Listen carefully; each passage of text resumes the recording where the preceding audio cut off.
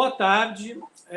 Iniciamos mais uma live do IAB, Departamento do Amazonas, e hoje nós temos a participação mundial da arquiteta Marlene Milan Caiaba, que participará conosco, trazendo toda a sua experiência, contando um pouco mais sobre a sua trajetória profissional, para que não somente os colegas do Amazonas possam conhecer um pouco mais sobre essa trajetória extremamente versátil da Marlene, mas também colegas de todo o Brasil. Essa live está sendo transmitida pela internet e provavelmente nós teremos a participação de arquitetas e arquitetos de todos os estados, o que orgulha muito o IAB Amazonas desta atividade. Nesse período de pandemia tão difícil para todos nós, onde a cultura tem um papel fundamental para que nós possamos ter um pouco de paz. Eu agora falarei um pouco sobre o currículo da Marlene, né? Então, a Marlene é arquiteta pela Faculdade de Arquitetura da USP, a FAU-USP, onde ela realizou mestrado e doutorado, sendo orientada pelo professor Júlio Roberto Kaczynski.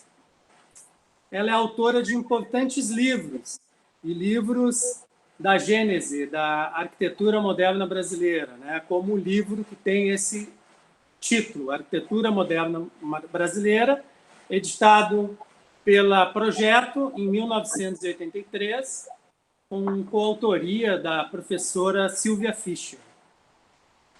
Também foi autora do livro Residências em São Paulo, 1947-1975, também editado pela Projeto, do Vicente Wissenbach, em 1986, que recebeu uma menção honrosa pelo IAB, Departamento de São Paulo, no mesmo ano.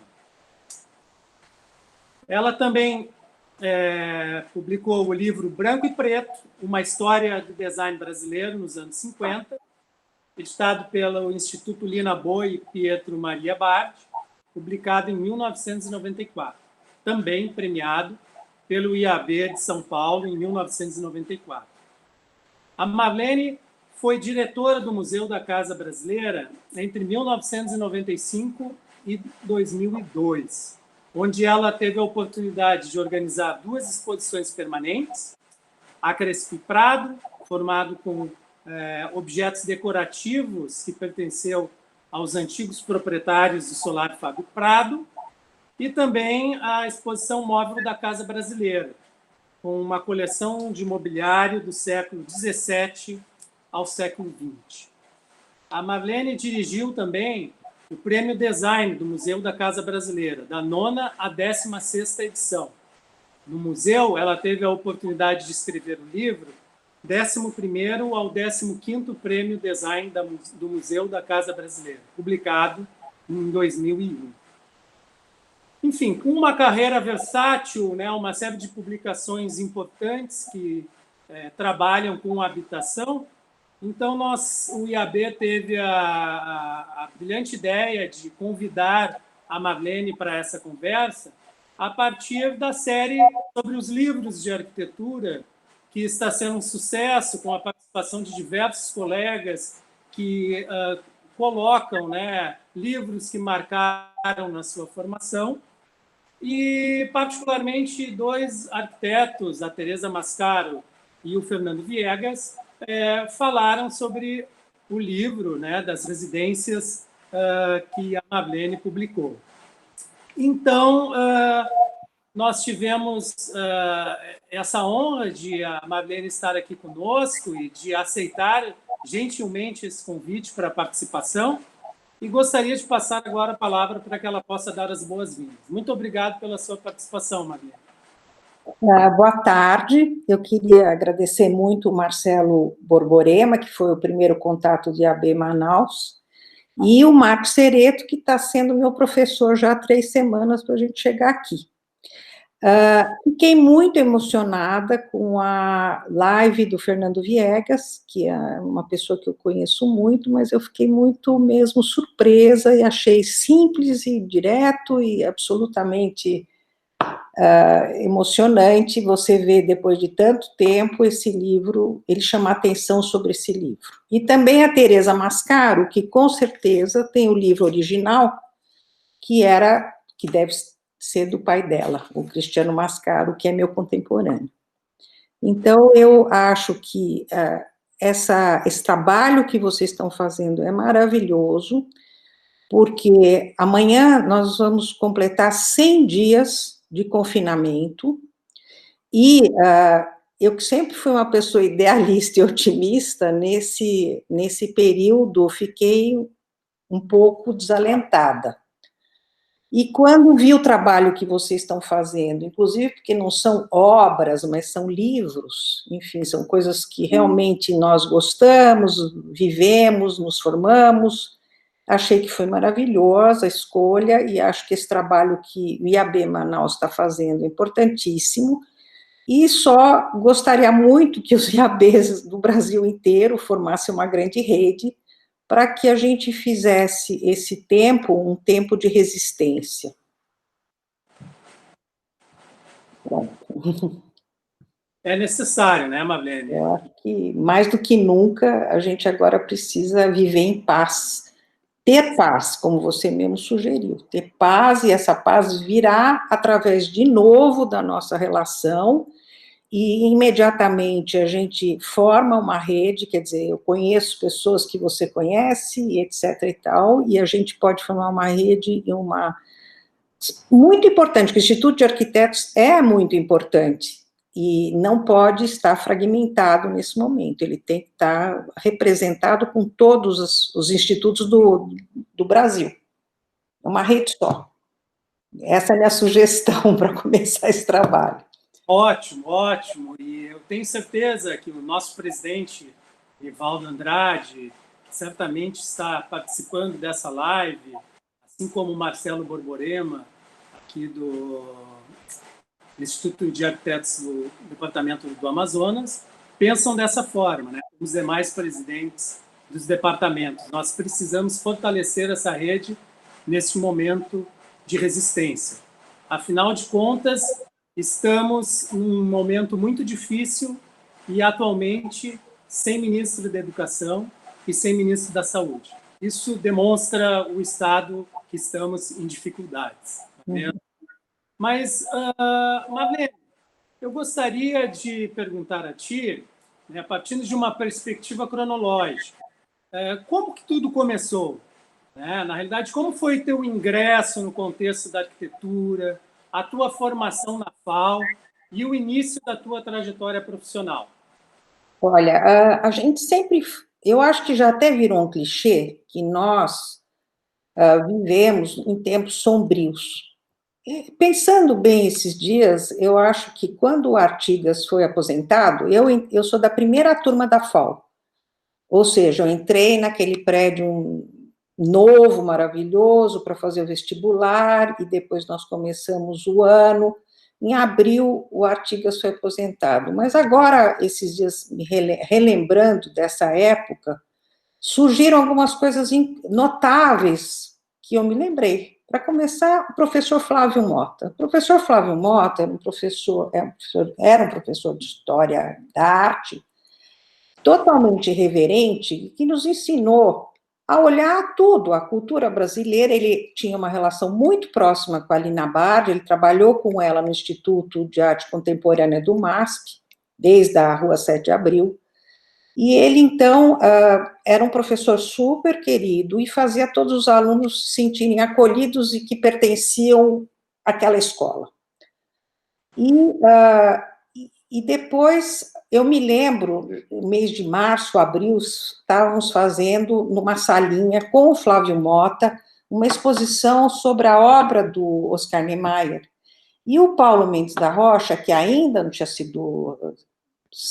saído da escola, participava desse pequeno seminário, que tinha 4 ou 5 pessoas. Então, imagina assim, uma pessoa recém-entrada naquela escola, convivendo com duas pessoas que eram maravilhosas em termos de uma inteligência criativa, quer dizer, de repente a gente estava ouvindo coisas sobre o Brasil, quer dizer, sobre Oscar Niemeyer.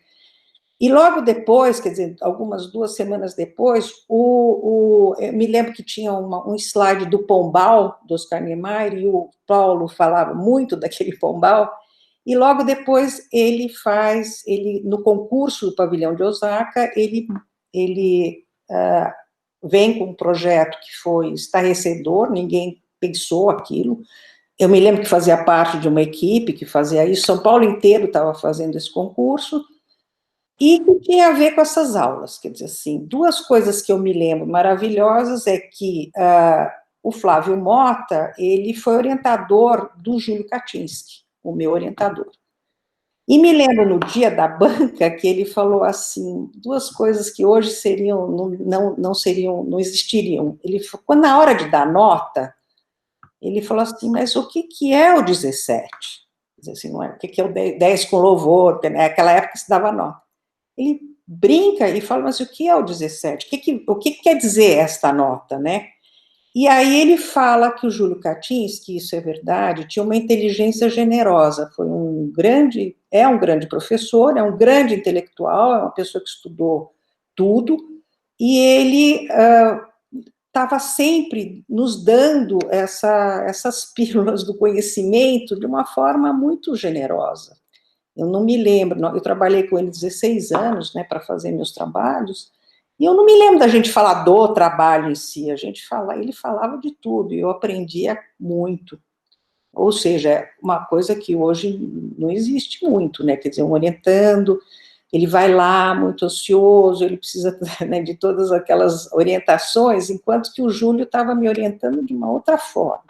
Então, eu acho que aqueles tempos sombrios, no primeiro ano da FAO, a gente tinha contato com o Rodrigo Lefebvre muito forte, com o Sérgio Ferro, com o Abrão Sanovics, enfim, os professores, saiu o Artigas, tá, o pessoal ficou desnorteado, mas hoje eu vejo que a escola continuou, a escola resistiu, a escola era muito forte, aquele edifício vinha com um discurso muito bonito do convívio, da generosidade, de aprender a trabalhar ali em equipes, sem barulho, quer dizer, uma experiência, a experiência de viver naquele lugar em 1969 foi única. Antes eu tinha estado, eu passei 1 ano no Mackenzie, eu fiz primeiro, só tinha 2 escolas em São Paulo, Mackenzie e a FAO. O Mackenzie era na Rua Itambé, a FAO era a FAO Velha, e eu frequentava todo o tempo, tinha aquela curiosidade de saber o que estava acontecendo lá, e lá estava sempre acontecendo coisas. E tinha um curso que o Flávio Mota estava dando com o Júlio Kaczynski e o Sérgio Ferro sobre o Chacrinha. E aí me lembrei muito dessa frase, né, quem não se comunica se trumbica, né, quer dizer, é bem a história que nós estamos vivendo agora. E aí era tudo assim tão irreverente, tão fora do contexto, quando eu vinha de uma escola extremamente conservadora. Mas foi a minha também felicidade ter vivido nas 2 escolas, porque quando eu fiz primeiro um trabalho muito ligado à FAO, sempre fui muito vinculada à FAO, afetivamente, mas também eu fiz um trabalho sobre o Mackenzie. Então, acho que as coisas vão acontecendo. E, então, a trajetória, ela foi marcada por uma época onde eu realmente, o projeto não era a questão fundamental, a FAO, naqueles 5 anos que eu estive lá, abria muitas possibilidades. Você podia ser cineasta, você podia ser artista, você podia ser escritor, você podia ser... Tinha muito artista plástico na minha classe, que são famosos. Enfim, havia uma liberdade que a gente fizesse já o seu caminho próprio desde o primeiro dia da escola. E isso para mim a história foi muito bom, porque eu encontrei as pessoas certas, estudei o que eu queria, sobretudo, e já fui indo para um departamento que era o da história, E de lá, eu acho que eu segui minha carreira e meu conhecimento, além do que ali eu fiz os amigos, a turma, que é a minha geração do Departamento de História, que sempre me ajudou, foram meus parceiros, e eu até hoje agradeço esse tempo onde eu pude me formar, embora a gente sempre fale, é um tempo sombrio, mas deu para fazer muita coisa. E, Marlene, dentro do teu percurso, eu pude observar que tu tiveste uma importante atuação na pesquisa em arquitetura. E essa tua dedicação gerou uma série de livros, né, como esses que eu citei no início da nossa conversa. Poderias comentar como foi iniciar esse processo da pesquisa na arquitetura moderna nos anos 70? Olha, eu já, desde 1975, assim que eu saí da FAO, abri o curso de pós-graduação da faculdade, primeiro curso de pós-graduação do Brasil. E eu peguei e tentei entrar, entrei de cara, assim, porque era o início, todos os professores da FAO que ainda tinham que fazer mestrado e doutorado estavam, e tinha que fazer um projeto de trabalho, e eu peguei, eu sempre quis fazer esse trabalho sobre residências, é o meu assunto, é o que eu gosto de fazer, e estava vindo morar na Residência Milan, quer dizer, já estou há 45 anos na Residência Milan. Então, era uma perspectiva nova, também era uma casa que eu, sinceramente, não foi feita para mim, foi feita para minha irmã, um sonho do Marcos, e, de repente, eu estava aqui e tinha que fazer isso aqui existir, dar certo. E eu era bem ignorante, que eu posso dizer que os 5 anos da FAO a gente estudou muito pouco arquitetura moderna, estudou nada da arquitetura moderna, mas nessa ocasião eu fui dar aula em Guarulhos, que o professor Luiz Carlos Daer, que morreu já, mas era um grande professor de História da Arquitetura, me convidou, e aí toda semana eu trazia um capítulo do Benévolo, e com slides da FAO, e ficava estudando, quer dizer, eu fiquei aprendendo quem era Richard Neutra, como é que foi o movimento moderno, William Morris, tudo fui estudando nesse ano, foi assim, um período de muito estudo, para entender, até que eu consegui a tese de doutorado do Yves Gruan, que me surpreendeu muito, porque ele é um paleontólogo, ele não é arquiteto, mas ele destacou a arquitetura como objeto de trabalho dele, e essa forma de secar, eu achei apaixonante, eu falei, poxa, mas como que uma pessoa, um francês, chega aqui, a partir das revistas, porque foi a partir de revistas, consegue produzir um documento onde a gente aprende muito, onde a gente, enfim, que alinhava aquilo tudo, foi muito importante, foi fundamental. Até hoje, essa tese de doutorado eu nem passei para o livro, porque a tese de doutorado foi impressionante. O Benévolo também era um trabalho que impressiona, que a gente usei muito, eu conheci o Benévolo inteiro, e aí aparece a Silvia Fischer, que era minha colega de escola, mas que nós não tínhamos, assim, nós não tínhamos tanta relação, ela estava um ano mais na frente. Aí a gente, as duas estavam na mesma situação, não éramos professores, ela já tinha acabado o mestrado dela na Colômbia, mas eu estava entrando no mestrado, e nós queríamos muito fazer isso que a gente acabou fazendo ao longo da vida, que é trabalhar na área de história, de pesquisa, de livros. Ela é professora, eu não sou, mas houve uma identificação tão grande. Agora, esses dias ficava pensando, mas a gente não sabia nem escrever a máquina, porque você não vai saber escrever a máquina numa escola de arquitetura. A gente não sabia, a gente, então, mandava escrever fora e depois fazia cut and paste com papéis. Quer dizer, a gente ralou do começo ao fim, porque nós não tivemos um curso de formação para ser historiador de arquitetura. Quando abriu a pós-graduação da FAO, era uma pós-graduação geral, estruturas ambientais, então todo mundo entrou, né, todo mundo que estava na FAO.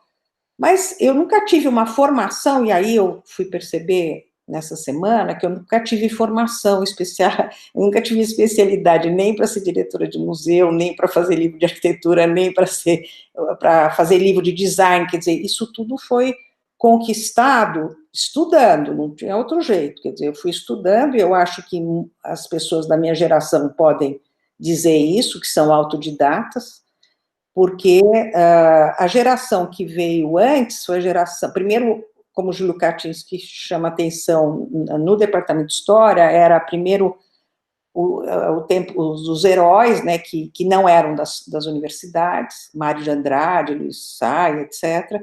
Depois vem esse grupo de professores que vai formar o departamento de História, e depois vem essa minha geração, que é uma geração que muito preocupada em preparar documentos, em saber exatamente como as coisas se desenrolaram.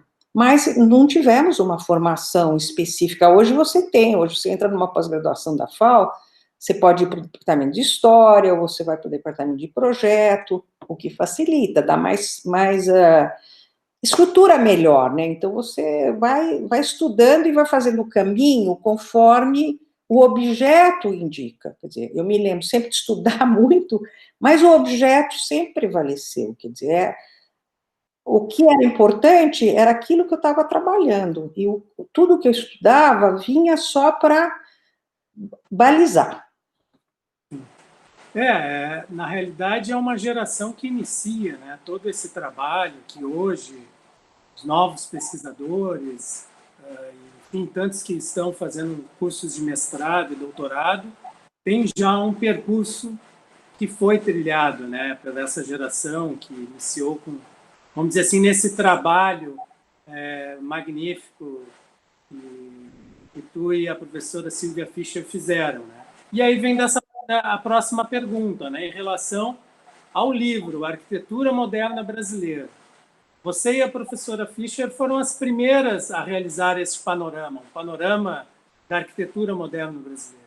Conte-nos como foi esta descoberta de um Brasil e de uma arquitetura brasileira no verão de 1979. Para começar, sim, eu acho que nós tínhamos uma experiência de trabalhar em escritórios em São Paulo, de viver em São Paulo, que, na minha opinião, nessa época, era muito provinciano. Então, nós não tínhamos nem nos preocupamos qual era o projeto, qual era a pesquisa, o que a gente devia levar, máquina fotográfica, gravador, nada, não existia isso, a gente estava muito solto. Nós fizemos a primeira parte, já sabíamos a primeira parte, que é o início, depois Brasília, mas tivemos essa ideia de vamos andar por aí, ver o que a gente descobre. É meio assim. E o Joaquim Guedes, que era uma pessoa dos poucos aqui de São Paulo que se relacionava com os arquitetos que estavam em outros estados, ele nos orientou, ele falou, não, eu vou ligar para o Paulo Conde, eu vou ligar para o fulano, ciclano, Assis Reis. Ele fez uma série de telefonemas e nós pegamos o avião e uma outra colega, a Cristina Toledo Pisa, que morava no Rio, nos pegou no aeroporto Santos Dumont e assim nós começamos, quer dizer, fomos visitar o Zanini, que nos recebeu lá na floresta, um lugar próximo à Floresta da Tijuca, e aí entramos em contato a primeira vez com aquelas casas de madeira fantásticas. O Conde, que era um homem simpaticíssimo, um amante do Rio de Janeiro, né, aquele carioca que ama, e que nos mostrou, levou a gente para passear, e etc., conhecer tudo. Acho que o escritório dele era na Gávea. Para começar assim, os escritórios que a gente conhecia eram no IAB, no Instituto IAB, no Machacertório, naquelas salinhas, né, naquelas salas, naquela rua, Amaral Gurgel, normais, nada fora, nada, São Paulo, uma cidade daquele tipo. Eu trabalhei com o Pedro Paulo também na Rua Augusta, mas sempre um escritório normal, comercial. Aí, quando começamos a visitar os escritórios do Rio de Janeiro, nós ficamos totalmente estonteantes, quer dizer, os caras tinham um escritório lindíssimo, com vistas lindíssimas, e eles tinha um contato, quer dizer, nós estávamos na corte, não tem jeito, quer dizer, em 79, o Rio de Janeiro estava assim, 77, eles tinham contato com o Brasil inteiro e faziam obras para o Brasil inteiro. São Paulo não, São Paulo sempre teve um espectro menor, nunca teve esse tipo de coisa. Então, nós já entramos em contato com outro clima, percebemos que já não estávamos em São Paulo, o clima era outro, a forma de viver era outra, a forma de receber a gente era outra, toda hora vinha uma sugestão, primeiro passa na praia, toma banho, depois vem. E a gente foi se acostumando, porque de repente, você que vem de São Paulo, então vamos fazer tudo rápido e já voltamos para São Paulo. Não é bem assim. Você entrou numa região que as pessoas viviam nesse momento, eu não sei como é que é hoje, mas num outro ritmo, num outro tempo. E assim nós fomos indo para Salvador, depois para Recife, que eu acho que foi uma experiência lindíssima, Recife. Sobretudo, eu vi a live do Índio da Costa, onde ele fala do livrinho do Armando de Holanda, Roteiro para Construir no Nordeste, que foi, assim, uma coisa, um encontro maravilhoso. Primeiro, um arquiteto absolutamente apaixonado e que nos comoveu demais, e o trabalho dele também. Então, Recife, eu acho que nós tivemos uma experiência de maior comoção, de ver, quer dizer, já em Salvador já era diferente, quer dizer, não tem nada a ver, o Rio de Janeiro também, só que nós nem estávamos preocupados em fazer foto, em escrever, em tomar nota, nada, era uma coisa que a gente estava preocupado em ver, em descobrir se aquilo, o que é aquilo, em achar, e um ia levando ao outro. Depois fomos para, a Silvia seguiu, não, nós fomos para Fortaleza, bom, enfim. E depois o que a gente não conseguiu visitar, o Miguel Pereira, que era nosso professor, muito próximo, foi ajudando. A Silvia era muito ligada, o pessoal de Curitiba, o Miguel Porto Alegre, então as coisas foram chegando e depois primeiro fizemos esse capítulo para um livro em inglês. E logo já veio a reclamação, não, tá fraco, tá ruim. Aí é por isso que eu te falo, é autodidata, sabe? Então, aí o cara falou, o que era ruim? Tá, vamos fazer de novo, fizemos de novo. Aí o Paulo Vanzolini, que era o diretor do Museu do Ipiranga, eu acho, assim, um cara importantíssimo, fez a tradução. Ao fazer a tradução, ele já ajudou a melhorar o texto. Depois, então, o sujeito lá adorou e publicou. Aí voltou para o Brasil, e nós traduzimos do inglês para o português e alimentamos melhor o livro. Só que aí o Vicente, que era muito amigo da Silvia, o editor da Projeto, chamou apenas, que estava também começando a sua carreira, o Hugo Segawa. O Hugo Segawa fotografou tudo.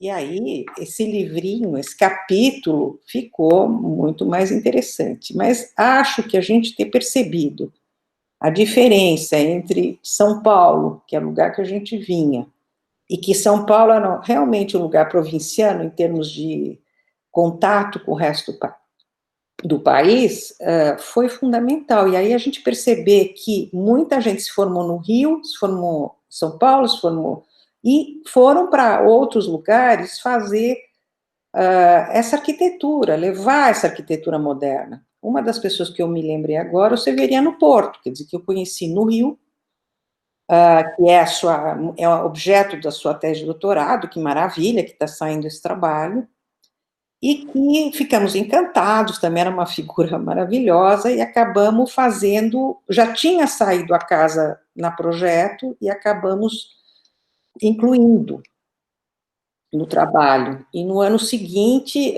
a gente foi para... Não, em 86, 85, nós fomos para Buenos Aires, que tinha a Bienal de Buenos Aires, e o Severiano ganhou o prêmio, o maior prêmio ali, o Marcos ganhou o prêmio de bronze, ficamos muito amigos naquela ocasião, quer dizer, era um evento que o Vicente participava ativamente, né, do Glusberg, mas o Vicente, em São Paulo, ele estruturava esse evento, e levava, quer dizer, o Vicente teve uma era uma figura primordial no nosso meio, no nosso trabalho naquela época. Quer dizer, a revista Projeto, as pessoas, a Ruth Verdizen, a Cecília, o Segal, todo mundo que trabalhava lá, era um lugar, uma sede de troca de informação, e ele ajudava muito, fazendo essa ida para a Bienal de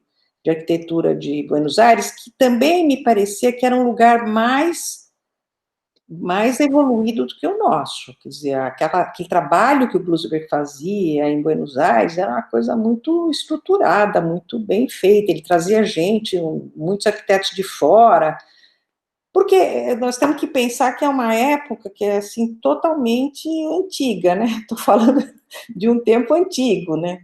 Que os contatos eram muito difíceis. As revistas quase inexistiam, então a gente tinha informação.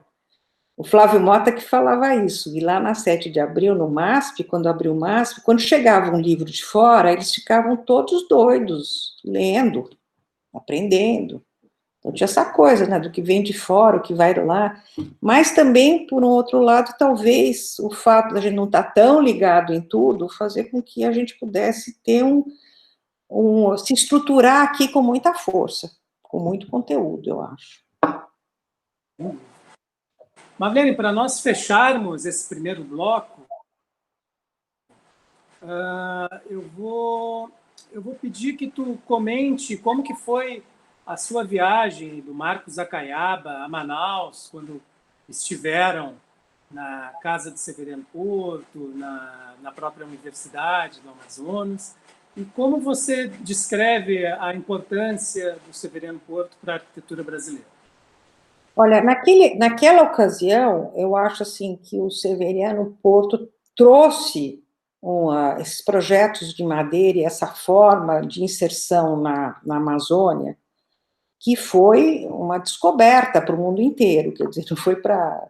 o mundo inteiro olhou aquilo, então, você me contou recentemente que ele tem 300 projetos, 300 obras, mas essas obras, especificamente, elas trouxeram uma linguagem, uma forma de enfrentar uma natureza em um lugar que é muito pouco conhecido, a gente realmente não sabe nada quase dessa região, e ele não sabe mesmo, quer dizer, a nossa viagem começava em Belém, e aí o calor é incrível, né, porque é um calor que você nunca viu antes, e depois, quando chegamos em Manaus, e também as frutas, a forma das pessoas, o lugar, e uma das coisas assim que me lembro muito, assim, que não tinha vidro na janela, não tem frio, né, o clima é agradável, o clima pede outras coisas, quer dizer, pede toda uma outra forma de construir, outra forma de ocupar o solo, enfim, a cidade, que é uma novidade. Em 86, eu tenho certeza que durante muito tempo o Severiano foi muito publicado e chamou muito atenção no mundo inteiro. Primeiro por ser a Amazônia também, né? Que sempre que a Amazônia tem um carisma, eu acho que ninguém consegue resolver e enfrentar isso, porque talvez a gente desconheça muito sobre isso, não sabemos bem o que é.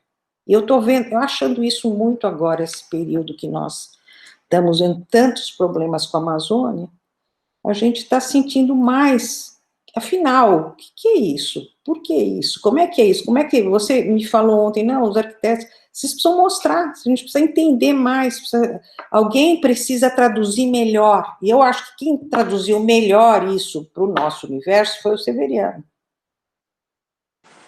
Eu vejo, assim, tem um projeto do Pablo Alvarenga, de um hotel que ele fez aí, que eu gostei muito, quer dizer, a gente vê alguma coisa ou outra, mas ainda não sei se é possível essa tradução, não sei se é possível essa compreensão mais global, mas foi ótimo, o Severiano foi maravilhoso, levou a gente para ver a casa dele, levou a gente para ver a faculdade, e foi a melhor coisa, talvez, da viagem. Eu acho que foi a melhor coisa, porque a cidade, naquela ocasião, eu não sei como é que é hoje, mas era um duty-free, era uma cidade muito detonada, né? Fora os passeios que você faz de barco pelo Rio Negro, etc., a cidade em si, ela era muito difícil de você estar, um convívio nela, onde você vai passear, porque é uma coisa que o turista, ele precisa de lugar para passear, né? Onde ele vai sentar, qual é a praça que ele vai ficar, porque ele fica na rua o tempo todo, ou ele fica no hotel, mas ele fica... Tinha um hotel que era famoso, que era fora da cidade, que todo mundo ficava, que acho que era da Varig, mas nós ficamos na cidade. Nós ficamos no Tropical, acho que chamava. Nós ficamos na cidade, aí você fica na cidade, aí você vai no teatro, ok. Aí, bom, Severiano salvou a pátria lá um dia, levando a gente para ver obras, para comer peixe, mas não é que era um lugar muito fácil, eu não sei como é hoje, depois de 40 anos. E agora eu vou perguntar para a Marlene, né? Em 1986, publica As Residências em São Paulo, 1947-1975. Esse livro foi publicado, né, pela editora Projeto, que já falamos aqui da importância do Vicente Wissenbach para a difusão da arquitetura brasileira. A segunda edição foi lançada em 2011 pela Romano Guerra Editora, em formato facsímile, e aqui o brilhante papel também do Abílio e da Silvana, né, nessa era digital agora, que todos nós vivemos a partir do portal Vitruvius, e também com as publicações e republicações de clássicos da nossa literatura, digamos assim, da arquitetura, né? A sua casa, né, a Residência Milan, projeto de 1972, concluído em 75, de autoria do arquiteto Marcos Acaiaba, está entre as casas que foram expostas no MoMA, na recente exposição de 2015, curada, né, pelo meu querido orientador, Carlos Eduardo Gomes. Orgulho de ter sido seu orientando na graduação, mestrado e doutorado. Poderias nos contar um pouco mais como foi uma pesquisadora em habitações modernas morar em uma residência icônica em São Paulo? A morada paulista é a tradição da arquitetura brasileira? Não, não vamos exagerar, né? Eu acho que a arquitetura, a residência em São Paulo é bem precisa, é bem urbana e bem dessa cidade. Ela tem uma história, uma narrativa que é própria dessa cidade. Mas, para começar, é o seguinte, a casa é icônica hoje, né? Ela, quando nós viemos morar 45 anos atrás, ela não tinha nem jardim, quer dizer, ela era uma casa de concreto e no início, sobretudo, o Marcos estava vivendo uma grande experiência, porque tinha problemas, era quente, a cobertura tinha 12 centímetros de espessura, fazia calor, então, eu acho que para ela chegar nesse ponto que ela ficou icônica, ela foi uma grande experiência para o arquiteto, sem dúvida, porque ele foi resolvendo questões todo o tempo, não todo o tempo, mas uma grande parte do tempo, e nós implantamos um jardim, nesses anos todos, que fez com que a casa tomasse a sua verdadeira proporção e ficasse muito bonita, quer dizer, no sentido de que aqui, em qualquer lugar que você está, você vê esse jardim, o jardim faz parte integrante do espaço. E a vida foi muito... Sempre aprendemos muito, porque, primeiro, muita participação de muitos colegas aqui sempre teve muita gente que esteve aqui, que trabalhou aqui, que participou da nossa vida aqui intensamente. E, ao mesmo tempo, quer dizer, quando os filhos saíram, eu acho que a grande questão atual é essa, não virou um ninho vazio, o ninho ficou muito completo, aí continuou, porque é um grande estúdio, é um espaço generoso, onde a gente, agora nessa época do home office, pode dizer assim, que maravilha que nós estamos nesse lugar, assim, onde a gente tem jardim, onde você tem um verde, onde o espaço, espacialmente, ela é muito agradável, como é a característica dessas residências em São Paulo, quer dizer, São Paulo, o Paulo Conte falou isso, quer dizer, as arquiteturas de São Paulo têm espaço, né? Ela cria um volume interno espacial que é lindíssimo e que tem a ver com o nosso mestre maior, que é o Artigas, e tem a ver com a FAO, quer dizer, assim, a FAO foi a grande experiência e todos nós vivemos, mesmo você que veio para cá, quem vai visita, vê isso, verifica, reconhece esse espaço, mas esse espaço foi uma história na vida do Artigas, quer dizer, o que eu vi, reconheci agora, é que o Residências foi feito a partir de um levantamento de 400 casas publicadas em São Paulo, nas revistas paulistas, no período que eu identifico. Então, as 400 casas foram feitas por 190 arquitetos. Aí nós dividimos isso em 3 categorias: a arquitetura de vanguarda, que era a arquitetura que a FAO fazia, sobretudo, era o grande pensamento, era uma arquitetura que tinha, que podia evoluir para outras coisas, que poderia trazer outras ideias, como comportamento, como... Agora está parecendo, eu volto para lá, mas eu queria só comentar que esse livro, no meu trabalho, na minha vida, foi fundamental na minha formação. Esse livro, ele foi publicado em 56, mas ele é uma história da arquitetura moderna depois do Brasil Builds, quer dizer, o Henrique Mindler, pode passar, ele vai tratar dessa arquitetura e publicar, e nesse livro, eu tinha tanta vontade de ter esse livro, eu só fui ter esse livro muito, muito recentemente, quando foi republicado. Eu tinha o xerox desse livro, mas ele era o que eu queria fazer, eu achei sempre que era o livro que melhor divulgava, ele foi feito para divulgar a arquitetura brasileira, melhor mostrava a arquitetura. E nesse livro eu já tinha recolhido 3 casas, da Lina, pode passar, do Artigas, que é a casa dele, que é uma casa que também é extremamente espacial, e por último, pode passar, a casa do Miguel Forte, que é o arquiteto do Mackenzie, que eu vou conhecer ao longo do Residências, e que depois eu vou fazer o trabalho sobre o branco e preto. Pode passar. Vamos entrar no Residências. Pode entrar no Residências.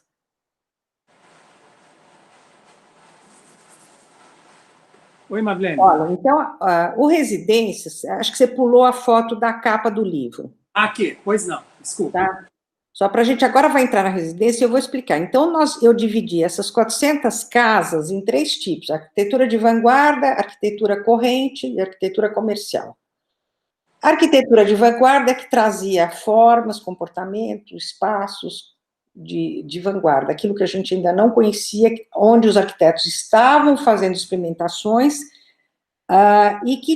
porque já que São Paulo não estava tão integrado com a arquitetura, não tinha integração com a arquitetura do Brasil, estava fazendo a arquitetura de São Paulo, e São Paulo não tinha tantos projetos públicos, os arquitetos estavam experimentando nessas casas. Então, essa é a capa do livro de 87.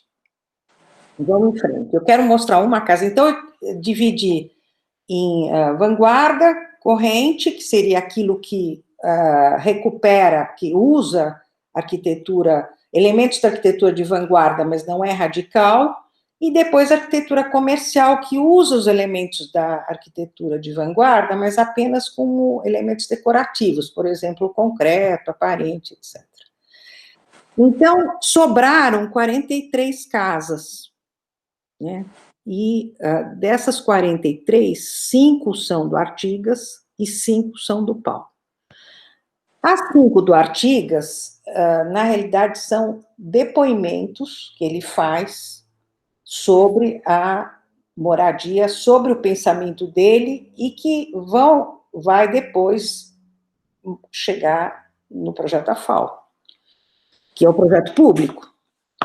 Aqui é a última projeto que eu mostro do Paulo, que vocês todos conhecem. Nessa ocasião, super importante nesse trabalho, que, primeiro, o Jorge Irata, que era um fotógrafo, meu colega de classe, se dispôs a fazer as fotos. A Cecília Rodrigues dos Santos, que todo mundo conhece, que é historiadora, naquele momento estava iniciando o processo de trabalho. O Júlio Catins que me trouxe ela e falou, ela pode te ajudar. E, para vocês terem uma ideia, quer dizer, tudo isso, todos os projetos foram desenhados a nanquim. E quando o Júlio viu a primeira ficha que eu fiz, ele falou, não basta fazer um desenho, porque assim, eu selecionei 43 casas, eu fui buscar o projeto no escritório do arquiteto, o projeto executivo. Ele falou, você agora tem que pegar o projeto executivo e, na obra, fazer um levantamento arquitetônico, um trena, e redesenhar no executivo aquilo que está diferente, ou seja, aquilo que a obra pediu mudanças, na obra foram alteradas, e é isso que você vai usar para o seu trabalho de mestrado. Então, eu me lembro, assim, eu e a Cecília, com certeza, somos as pessoas que melhor levantam metricamente qualquer obra, porque fizemos 43 vezes isso, era uma loucura. A FAPESP financiou, e tem uma coisa um pouco hilária, que na hora que acabei de receber tudo, entreguei, a FAPESP pediu a trena de volta. Uma trena histórica, mas tudo bem. Aí, então, a casa era assim, quer dizer, como que eu representei? Primeiro tinha uma foto externa, pode passar, senão, pode passar, Cereto. Aí, a primeira página, não, volta. A primeira página tinha planta de situação, ou seja, eu queria, não, vamos andando. Na planta de situação, você vê a inserção da casa no bairro. Essa casa, que era na Chácara Flora, não tinha quase casa no bairro, então você já via como que ela estava implantada. E depois eu, então, fazia uma ficha com dados da família, com dados da publicação, com dados da estrutura, instalações, todo mundo que trabalhou, e depois as áreas a área ocupada, a percentagem de ocupação, tudo isso era feito porque, na realidade, eu estava tentando estabelecer um padrão para poder comparar as casas. Então, pode passar. Pode passar. Aqui você tem, isso aqui eu acho que foi uma conquista, gente, não, volta. Aqui você tem o programa social, o de serviço, o íntimo e o externo, e as proporções que ocupavam na área construída cada uma dessas funções. E depois, uma coisa que eu penei bastante para fazer é o memorial do projeto. Como essa casa era, não tinha, ninguém me ensinou, quem me ensinou foi o Acaiaba, eu mostrava, ele falava, não, isso não está assim, não é assim, porque ele conhecia de cor todas essas casas, ele tinha visitado todas, fazia parte do aprendizado dele, conhecer essas casas. Aí nós desenhamos, pode passar. Desenhamos a nanquim, e eu queria comentar essa coisa que a vida toda até ouvi dizer, mas nessa época talvez fui uma das primeiras que foi no escritório do Paulo para pegar projeto executivo, e ele é uma pessoa tão generosa, eu acho, tão desligada, ele nunca se importou, ele falou, olha, estão ali, pode escolher o que você quer, eu levava, copiava, e depois eu trazia e guardava. Isso é fantástico, quer dizer, é uma coisa que nunca vi na minha vida. E outras pessoas que estudaram a obra do Paulo também disseram isso, quer dizer, a gente tinha uma tranquilidade para fazer a pesquisa que não tinha problema nenhum. Então, aqui, por exemplo, sempre tinha a planta do andar térreo, ou a implantação ela vai aparecer depois. Pode passar. Passa. Depois você tinha a planta do andar superior, o subsolo, e aqui tem uma legenda, que depois eu vou comentar, todos esses números, aqui tem uma legenda que depois eu vou usar de uma forma interessante. Vamos continuar. Vai. Pode passar, Cereto. Aí já começa, tem um corte que eu acho que a gente não viu, mas aí começa as fotos da casa, né? Então, eram as plantas, E o corte, tudo na escala 1:200. Está aqui o corte. O corte está aqui, mas... Então tem o corte, mas não precisa demorar muito. Vamos passar, porque a gente vai falando, senão não vai dar tempo. Tá. Pode passar para as fotos. Passa rápido as fotos. Então, eu quero chegar na reguinha. Aí nós tivemos uma ideia. Como o livro nessa época a gente não traduzia o livro, então era uma coisa... Pode passar. O Acaiaba me deu essa ideia. Olha, faz uma régua com escala. Aqui, ó. E essa escala, as pessoas podem usar para ler, para medir as plantas, e as legendas você coloca em inglês.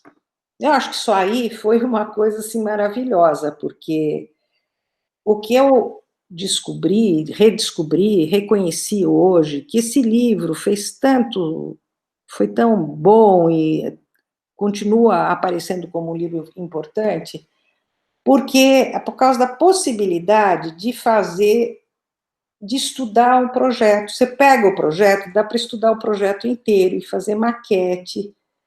E isso foi feito e é feito normalmente nas faculdades de arquitetura de São Paulo, na FAU, primeiro ano do curso de História da Arquitetura, os alunos fazem as maquetes desse livro. Então, ele facilitou a possibilidade de um estudo, que você estuda um projeto bem, faz uma maquete, faz o estudo completo, você já entende a questão, a perspectiva do que é um projeto.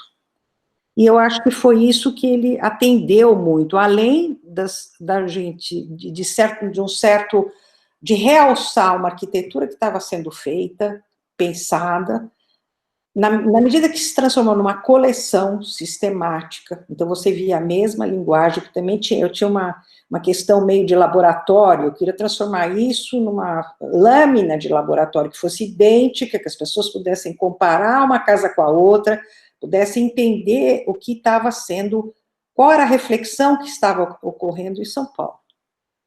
É isso, sobre o Residência. Se tiver alguma pergunta, não, né? Vamos em frente? Vamos. Deixa eu só voltar aqui para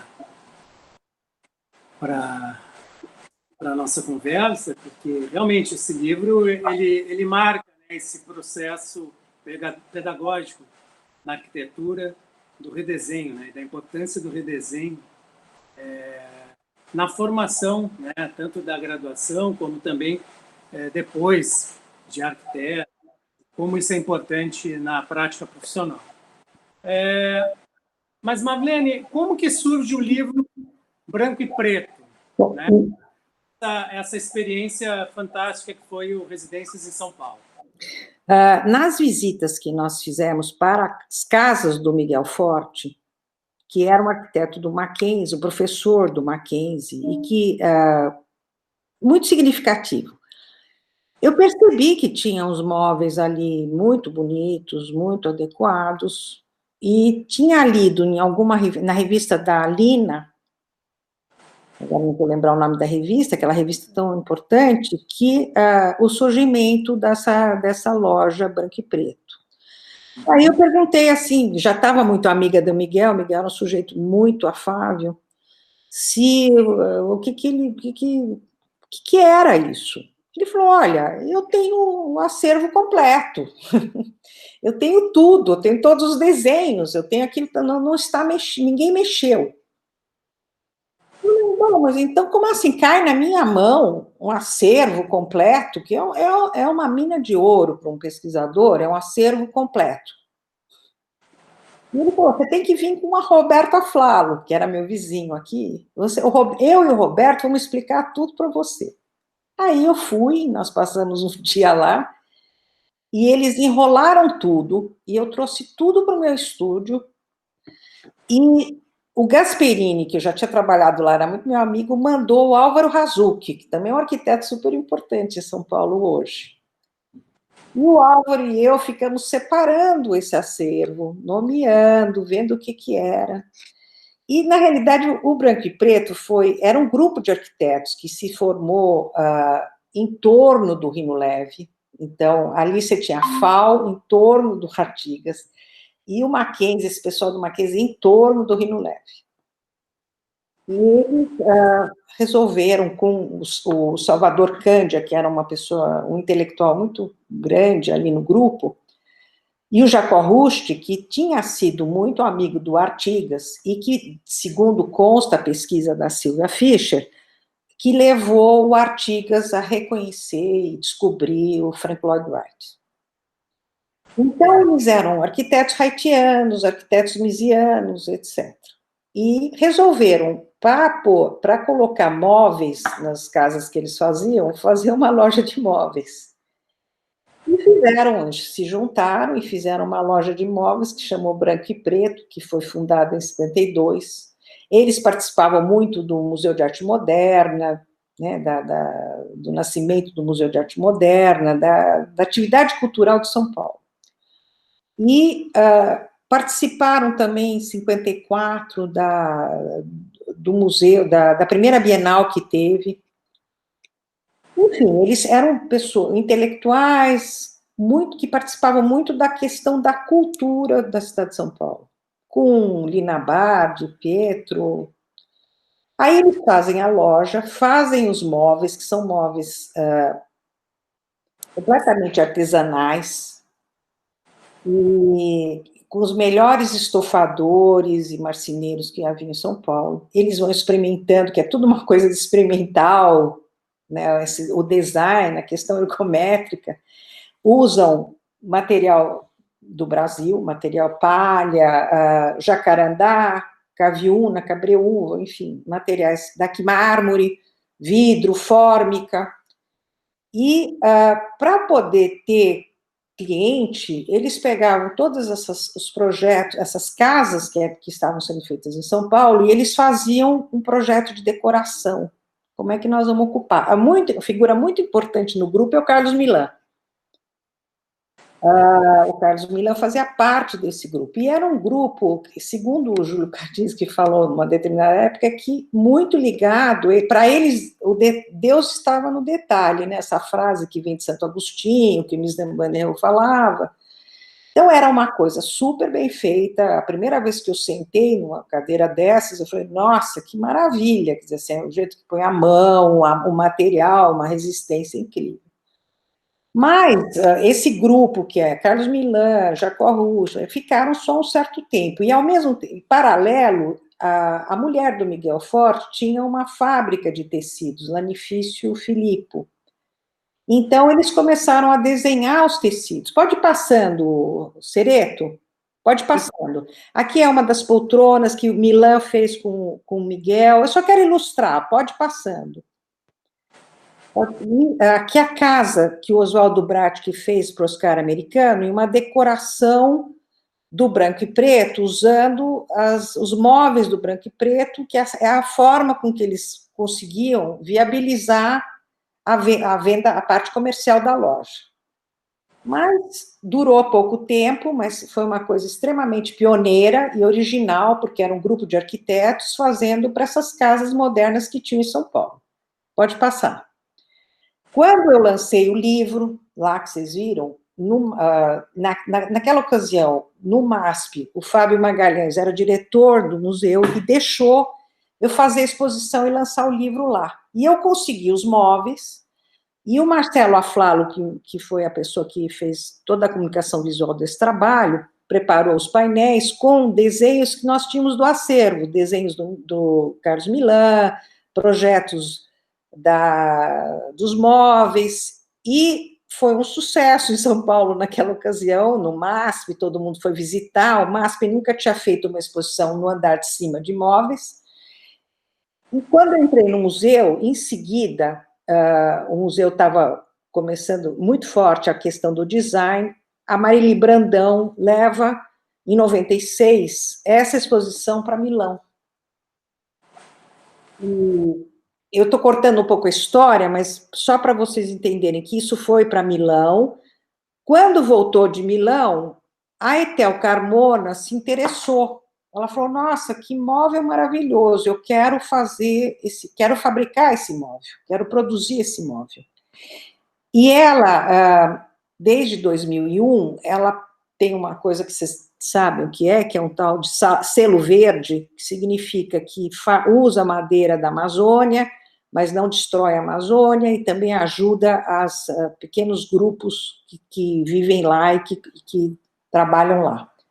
Então, com isso, ela começou a produzir o móvel do branco e preto, tendo esse selo verde certificado, usando madeiras que são boas para fazer isso hoje, ela passou a vender esses móveis em 17 países. Então, inclusive o filho do Aflalo, o Roberto Aflalo, me falou que os móveis da Etel são melhores que na época do branco e preto, porque ela conseguiu evoluir o material, a forma do móvel existir, e o móvel hoje ele é vendido no Brasil inteiro. Quer dizer, quando o arquiteto quer pôr um móvel bonito, o Fernando Henrique faz uma entrevista, você olha a sala dele, tem móveis do branco e preto, o Isaac Weinfeld põe em todos os hotéis Fasano. Então, ele tem hoje, que ele estava morto, né, praticamente, ele tem toda uma importância, né? Voltou a ter uma importância. Podemos ir. Aí, podemos falar, vamos em frente? Vamos. Eu gostaria que tu falasse agora, né, que em 95 você assume a diretoria do Museu da Casa Brasileira, né? E todos sabem dessa instituição, no que diz não somente a São Paulo, mas a cultura brasileira como um todo, né? Patrimônio de todo o nosso país. Que você pudesse nos relatar um pouco como foi esse trabalho enquanto você esteve em frente ao Museu da Casa Brasileira, e se há um paralelo de descobrimento da arquitetura brasileira com essa passagem no Museu da Casa Brasileira. Olha, eu acho assim quer dizer, essa exposição no MASP, ela chamou muito a atenção da Ana Beluso, que estava fazendo uma exposição em cima dos viajantes, que é maravilhosa.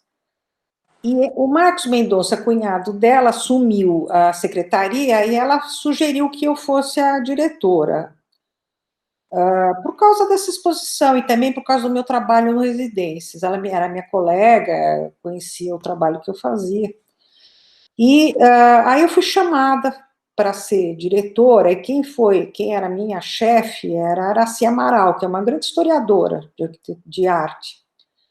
Aí eu falei para Araci, mas Araci, como assim? Eu sou uma pessoa que trabalha sozinha, no meu home office.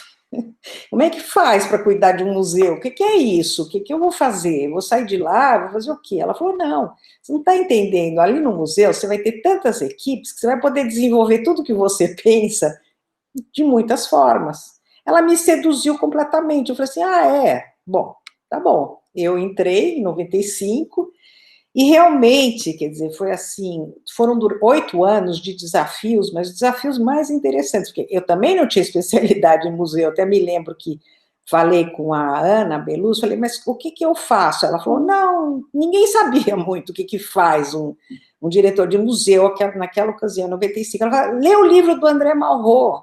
Bom, eu li o livro, mas não saí do lugar. A realidade lá era impressionante. Por quê? O museu, ele tinha sido dirigido, ele tinha 25 anos quando eu entrei, pelo Hernani Silva Bruno, que era um grande historiador em São Paulo, mas que não estava na universidade.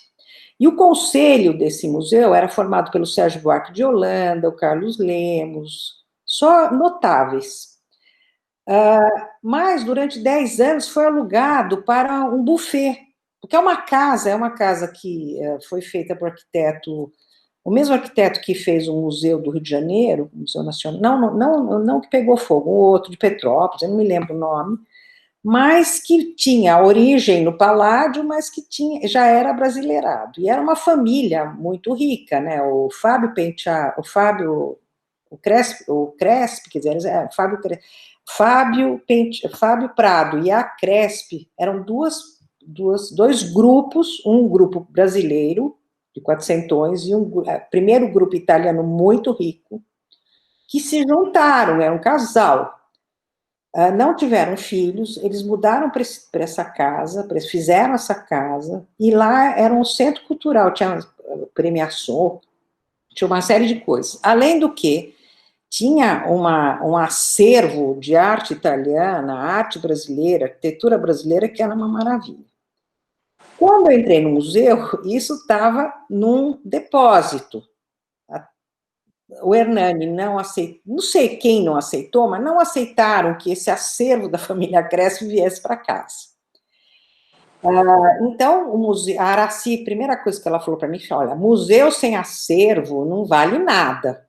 Nossa, aquilo ficou assim pesado. Nesses 2 anos anteriores, tinha sido o Carlos Bratti que tomou conta, e eles queriam muito que se transformasse lá num museu de arquitetura. Mas o que eu encontrei tinha essa história da família Crespi com coisas lindíssimas que a gente descobriu depois. Tinha um acervo de imóveis brasileiros que não estavam sistematizados nem qualificados, enorme. Tinha uma outra coisa que me chamaram a atenção, uma coleção de fichas do Hernani sobre equipamentos, usos e costumes da casa brasileira. E tinha um prédio caindo aos pedaços e tinha um monte de gente ali trabalhando. Bom, para começar, eu falei, nossa, uma bela de uma... Era muita coisa para organizar. Aí a gente começou, a Glória Baie estava lá e ela começou a estudar o móvel, os móveis que tinha lá, fez um curso de banco de dados, pôs todos os móveis nesse banco de dados. Aí começamos a qualificar, bom, eram 1.000 peças. Aí ele falou, não, mas isso aqui, essas medalhas de 32, como assim? O que elas vão fazer da Revolução de 32? O que elas vão fazer aqui no museu? Eram 300. Aí você começa a descobrir que tudo que é patrimoniado, tudo é patrimônio, não pode mexer. Para mexer tem que transferir. Bom, nesse momento, eu tive que descobrir 17 museus que a gente formou, com as coisas que tinham lá, que não tinham nada a ver com o Museu da Casa Brasileira, porque virou um depósito, né? A biblioteca, a mesma coisa, tinha livro em alemão, do Mário Schember, pessoas vendiam coisas e enchiam aquilo lá estava lotado de coisas, era um lixo. Aí nós separamos os livros, fizemos uma biblioteca de arquitetura e design, e também dos viajantes, dos livros do Hernani. Depois, eu falava muito, divulgava muito, aí apareceu a pessoa que fez o arquivo do Hernani, voltou para o museu, ficou trabalhando. Esse arquivo do Hernani era um luxo, porque, assim, durante 9 anos, ele colocou 25 estagiários de história para fazer leitura nos livros, viajantes, cronistas, etc., fazer notas sobre construção, objetos, então era um grande luxo, só que são fichas, e as fichas estavam todas digitalizadas. Aí tinha o grande prêmio design, que era o grande acontecimento do museu, era o prêmio.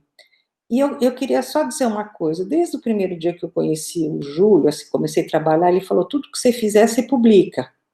Fez, publica, não guarda. Importantíssimo divulgar. Aí eu falei, nossa, mas esse prêmio já vai fazer 10 anos e não tem nenhuma história, não sabemos nem como é que começou, como é que acabou até agora.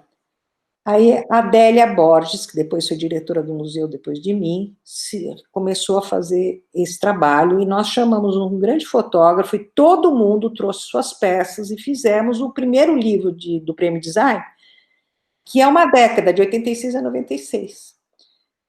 E depois, então, isso organizou o prêmio, organizamos as fichas, e fomos publicando, quer dizer, o prêmio, a primeira década do prêmio foi feito um grande evento, que o prêmio era a coisa mais importante, o design nesse museu é uma coisa muito importante. Agora, como eu venho de um universo, por isso que eu falo que o IAB tem que trabalhar nessa rede, e ser a instituição que é, de fato, pelo Brasil, eu descobri que o design era uma coisa mais, assim, tipo moda, né? Quer dizer, tem moda, o cara faz o design, ele já sai muito na revista, tem todo um glamour, não era um instituto de design, não eram designers que estavam, assim, não faziam um grupo, faziam parte de um grupo, não, cada um quer aparecer mais, tem uma competição, não é um instituto, não é uma coisa que, eu falei, nossa, mas lá, os arquitetos, a gente está organizado desde sempre, aqui fazia parte Isso, mas não é o desejo deles. Nunca senti que fosse. E o design é uma coisa que depende muito do mercado. Quer dizer, se não vender, se não for aceito, se não for bom para o uso, ele é descartado. Então, a gente começou a ter muitos cursos, muitos seminários para entender o que era o design, né? E o prêmio Design hoje eu acho que deve estar na 37, é um sucesso, é um grande sucesso o prêmio Design em São Paulo, o Brasil inteiro participa.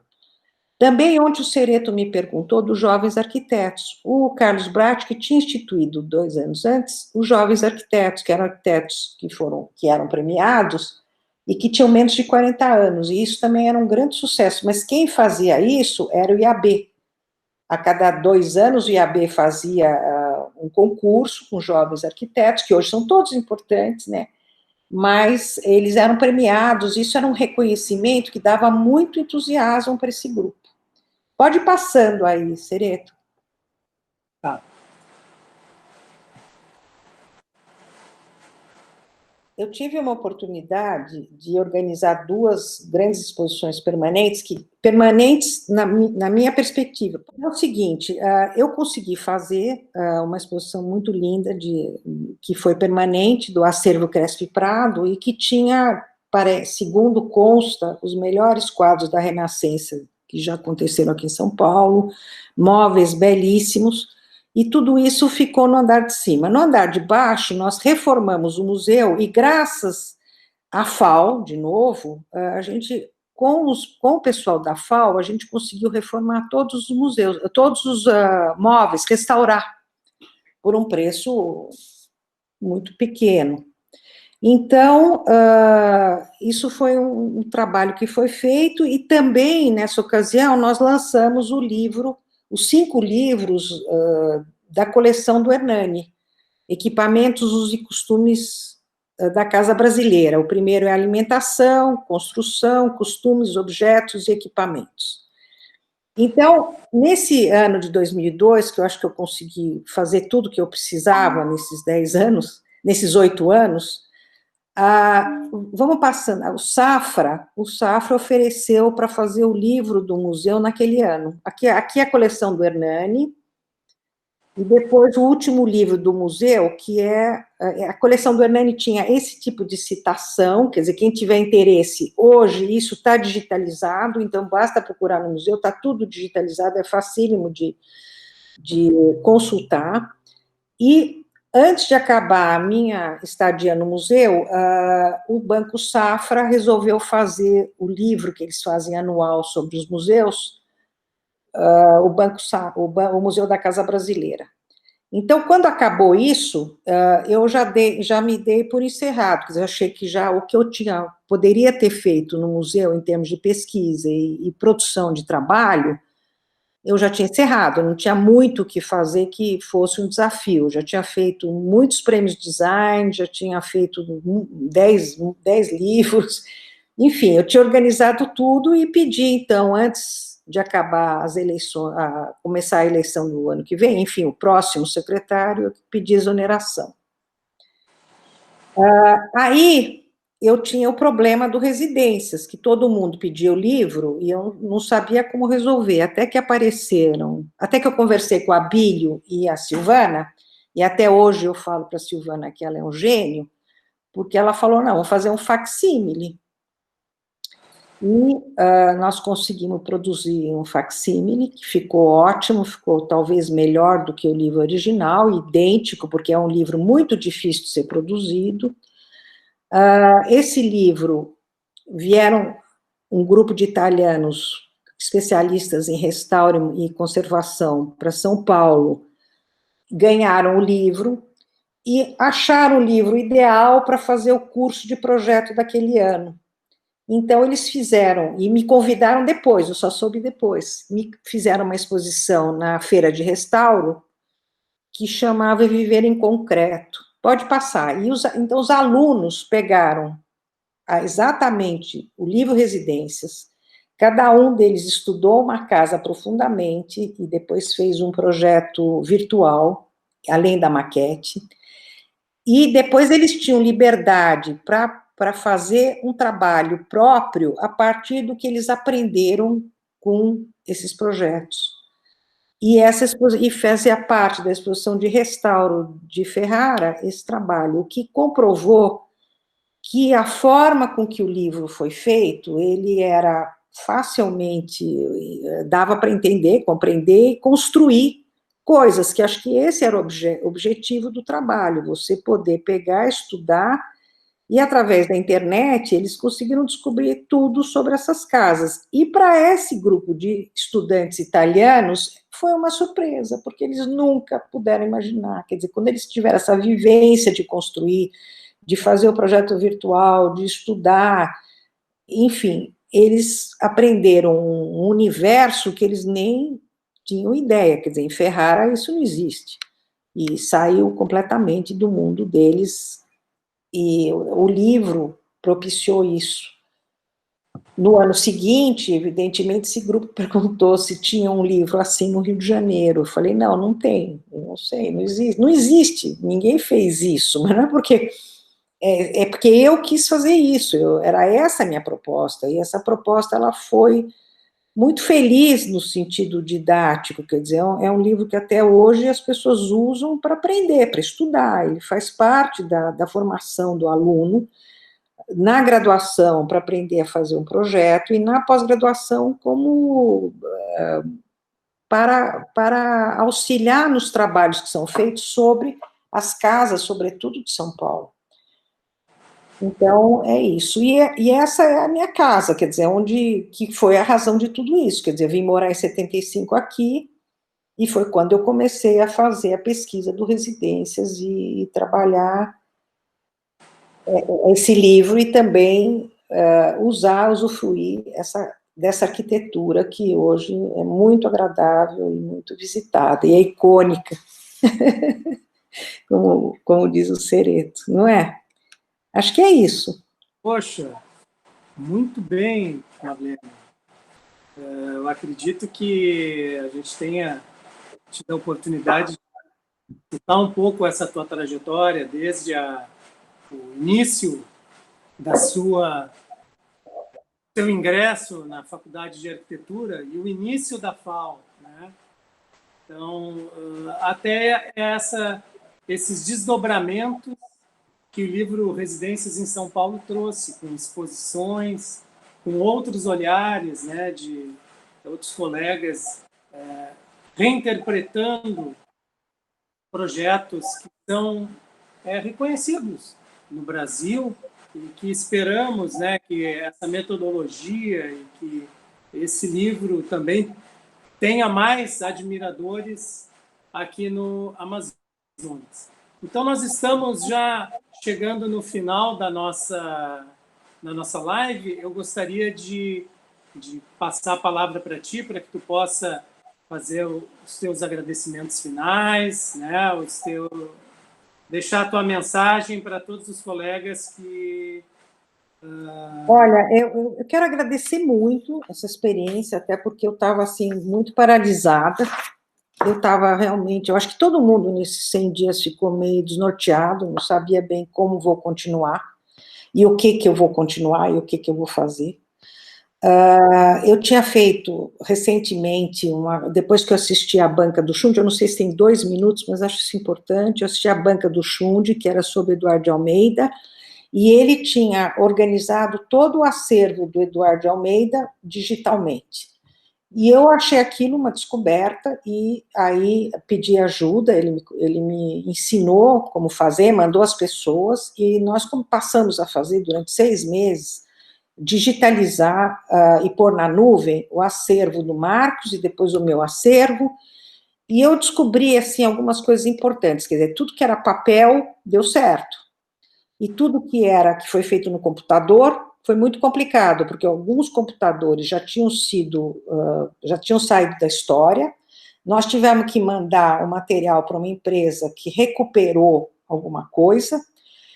Então, eu recomendo vivamente para todos os arquitetos, tomem cuidado com o seu material, quer dizer assim, quando nós acabamos de fazer, eu fiz as moças que eram muito jovens, tinham 27 anos, prometeram que, caso aconteça que a nuvem não serve mais, que elas vão avisar minha família, porque nós temos que passar isso para uma nova linguagem, porque a questão da linguagem, de você preservar o material e manter esses documentos que são fundamentais para contar a tua história e para contar essa história da arquitetura brasileira, eu acho que está em pauta agora. Essa é a grande questão que nós temos que fazer, porque não é possível, quer dizer, assim, a vida toda eu vi chegar material na FAO, porque assim, eu tenho uma historinha que eu acho o seguinte, a mulher, quando o cara morre, ela não quer mais nem saber daquele monte de papel, ela joga na escola.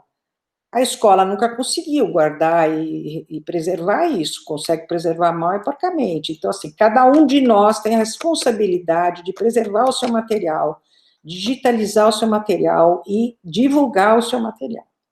Então, esse seria o meu recado final. E Marlene, qual é o próximo projeto? O próximo projeto ainda está cedo para falar. Eu acho que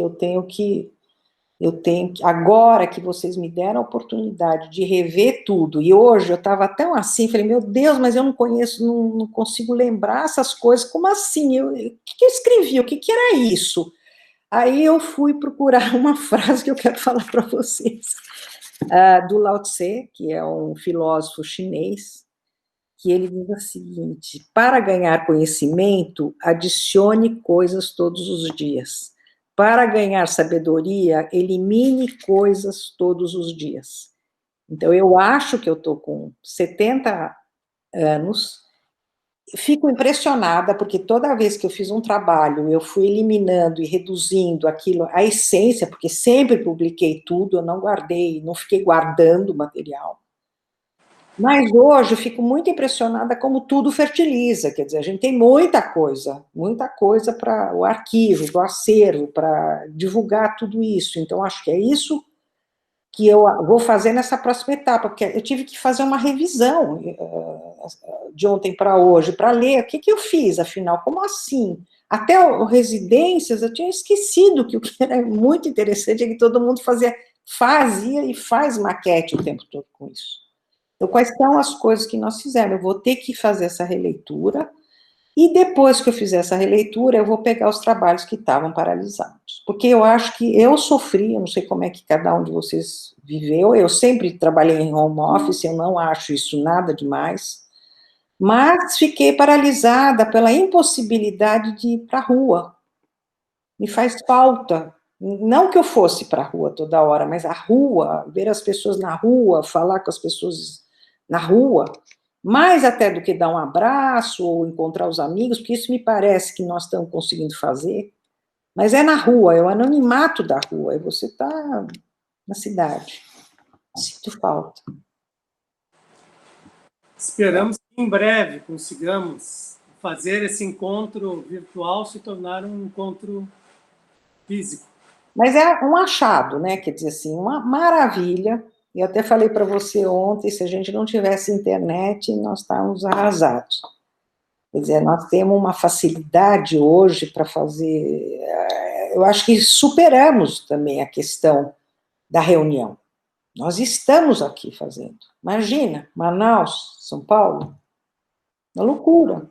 E você sabe que nós demos uma treinada essa semana. Você nunca tinha feito uma live. E eu, então, menos ainda. Mas está aqui. Quer dizer, tudo vai ser digital. Né? Essa questão do trabalho será digital. Cada vez mais. Vamos crescer mais, vamos fazer exposições, vamos fazer tudo digital, tudo que der. Eu acho que talvez o grande projeto daqui para frente, na minha opinião, é eu aprender mais isso. E você também. Cada um de nós, né? Mas agora, o melhor seria o IAB agora trabalhar em rede, todo mundo junto, todo mundo se conhece, de um jeito ou de outro, a gente conhece todo mundo, todas as gerações, porque isso iria dar uma força muito grande. A nossa resistência, que nesse período, ela está pior do que sempre esteve. Nunca tivemos não é a doença, também. A doença é um problema, é um pesadelo, mas a vida que nós estamos tendo, quer dizer, qual é o nosso projeto de vida? O Brasil, como que vai ser? Não é? Então, é só resistindo, é só achando paz nessa troca intelectual, que ela sai daquilo que é a vida atual, que é um pacto com a mediocridade. Né? Muito obrigada, eu acho que eu gostei muito. Nós que agradecemos, né, em nome do IAB, da rede IAB, mas particularmente do Departamento do Amazonas, né? Gostaríamos de agradecer a tua gentil participação conosco, também ao Marcos Acaiaba pelo apoio que deu, os nossos contatos, quando ainda todos nós estávamos aprendendo como que seria, né, essa conversa, e agradecer a todos que participaram conosco, né, dessa live, e lembrando que a próxima live ela acontecerá em 8 de julho, né, tendo como convidado o jornalista, né, que tem uma publicação muito importante também sobre São Paulo nas alturas, o Raul Justilores, né, que estará sendo entrevistado numa conversa com o arquiteto Pedro Paulo Poder. Então, esta próxima live será em 8 de julho e nós estaremos divulgando nas redes sociais para que todos também possam participar dessa conversa. Então, Marlene, novamente, muito obrigado. Né? Agradeço a todos que participaram e tenham um bom sábado e um bom final de semana.